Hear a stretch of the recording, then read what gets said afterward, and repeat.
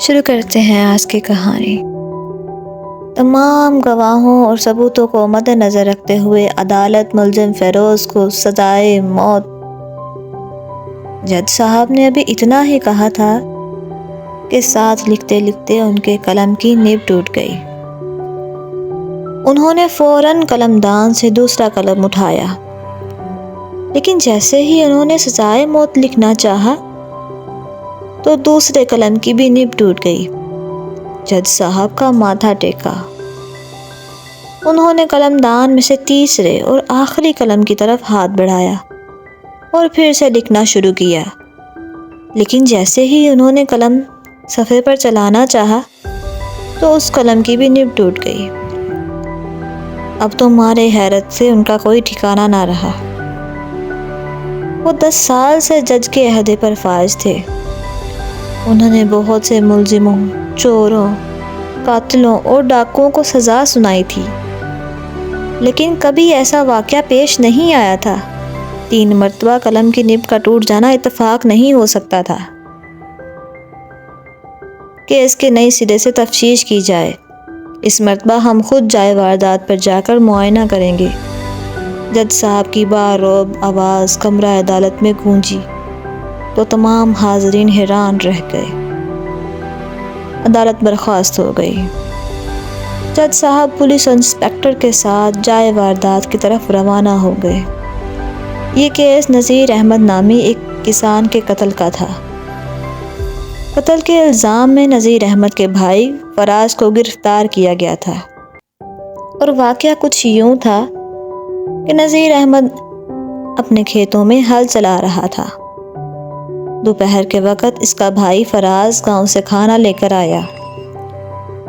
نذیر احمد چونکہ کام میں بیزی تھا، اس لیے اپنے بھائی فراز سے کہا، کھانا اس درخت کی شاخ پر باندھ دو، میں یہ ذرا کھیت کا کام کر لوں پھر کھانا کھاؤں گا۔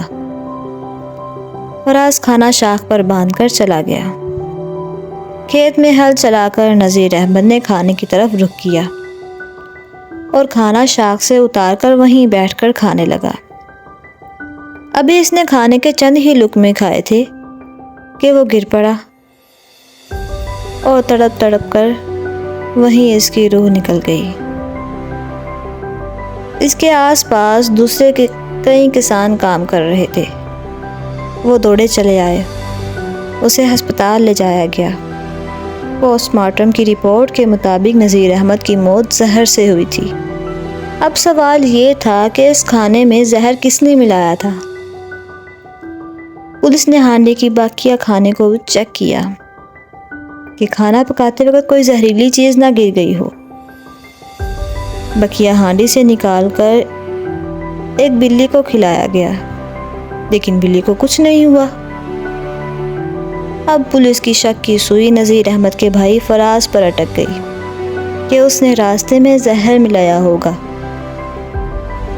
پولیس نے تحقیق کی تو معلوم ہوا کہ دونوں بھائیوں میں ہلکی پھلکی انبن چلتی رہتی تھی، کیونکہ فراز زمانے بھر کا نکھٹو اور کام چور تھا، جبکہ نذیر احمد ایک محنتی اور جفاکش انسان تھا، لہذا فراز کو مجرم قرار دے دیا گیا۔ جج صاحب نے اس کے لیے سزائے موت تجویز کی تھی، لیکن جیسے ہی انہوں نے فراز کے لیے سزائے موت لکھنا چاہی، ان کے قلم کی نب ٹوٹ گئی۔ وہ سمجھ گئے کہ ضرور کوئی گڑبڑ ہے۔ خیر، جج صاحب نے خود جا کر جائے وقوع کا جائزہ لیا۔ جس درخت کی شاخ پر کھانے کا رومال لٹکایا گیا تھا، اس کو بھی ذرا غور سے دیکھا۔ اس شاخ کے ساتھ واقع ایک بڑی شاخ پر ایک مردہ سانپ لٹک رہا تھا۔ سانپ کے مردہ جسم سے بہت ساری چونٹیاں چمٹی ہوئی تھیں۔